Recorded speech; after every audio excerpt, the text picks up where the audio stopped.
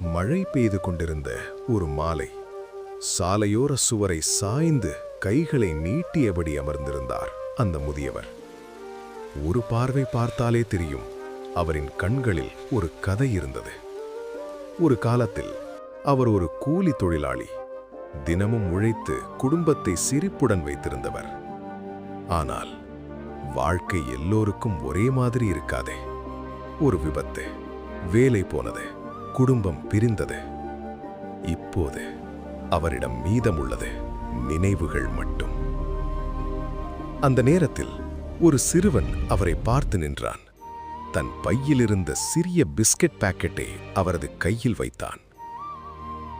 முதியவரின் கண்களில் நீர் நிரம்பியது.